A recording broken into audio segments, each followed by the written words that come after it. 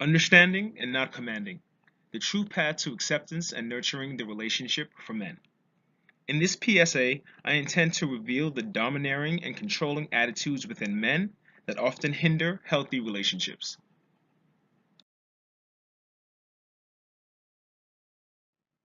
I will first begin by listing a few facts. 76% of abuse victims are women.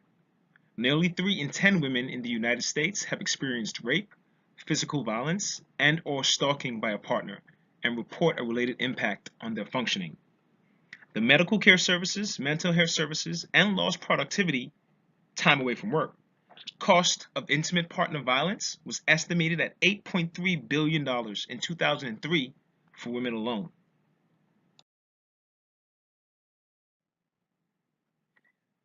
Women compose the vast majority of those afflicted by intimate partner violence. But why is this? Could it be that men fear the loss of control over their mates? Do they lack self-control? Is it possible that these men suffer from a form of psychological impairment? Or is it due to a multitude of personal reasons? In this presentation, I will focus on the power and control aspect of the male abuser's psyche.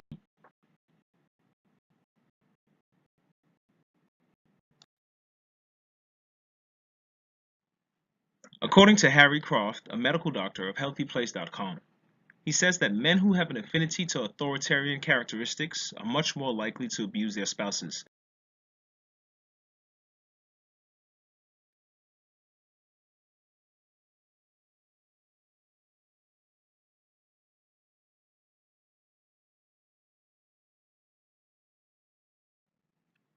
According to the Domestic Violence Sourcebook, it is commonly understood that power and control are underlying factors for intimate personal violence.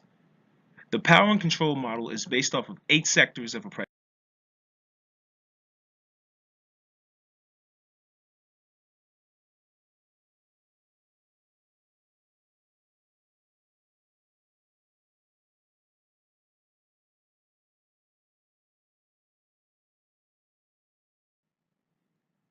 The first sector of the power and control model is minimization and blame, and they are as follows: not accepting responsibility for your actions, making a joke when you hurt your partner, telling your partner everything is their fault.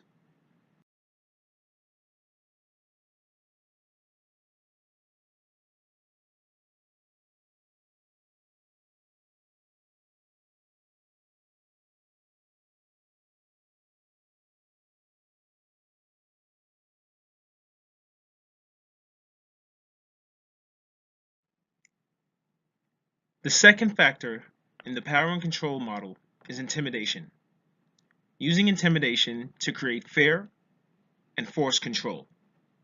And they are as follows: yelling or screaming, using a threatening tone, talking down, threatening to hurt.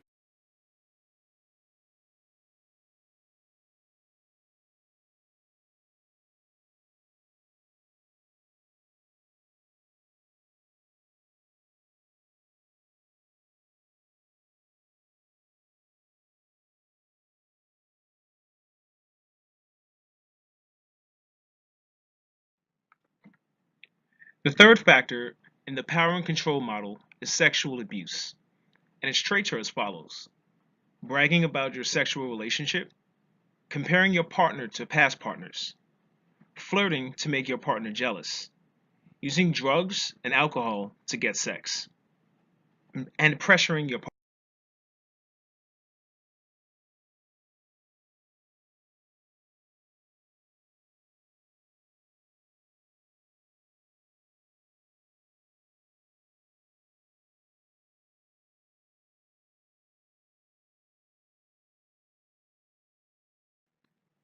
Physical abuse, the fourth and possibly the most disturbing of the power and control model.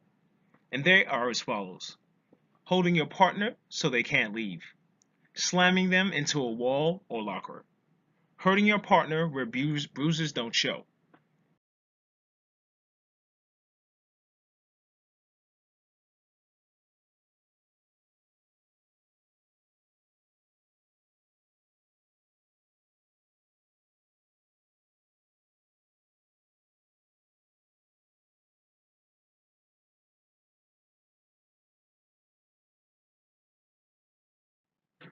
The fifth sector of the power and control model is threats, and they are as follows: saying you can't live with your partner, telling your partner you will leave them somewhere, constantly threatening to find someone else, or saying you will commit suicide if you break up. The domestic violence sourcebook describes a threat as any oral written expression.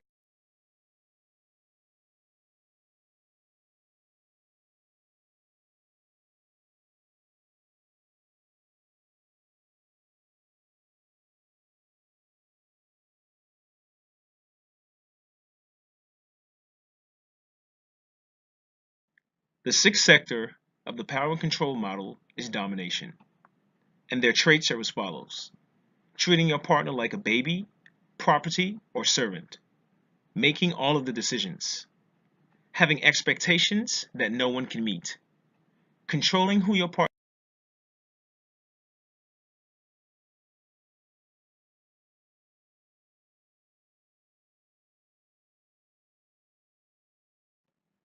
The seventh sector of the power and control model is humiliation, and they are as follows: putting down your partner, calling your partner.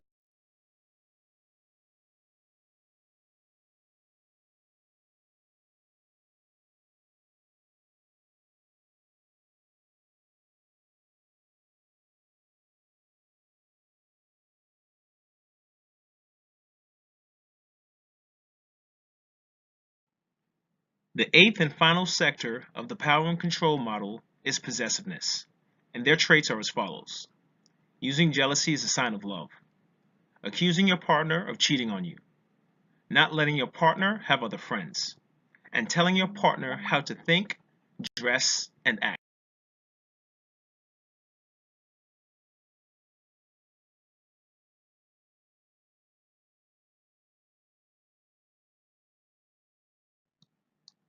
To conclude, as men, I believe it is our duty to safeguard our women and be a source of support and comfort.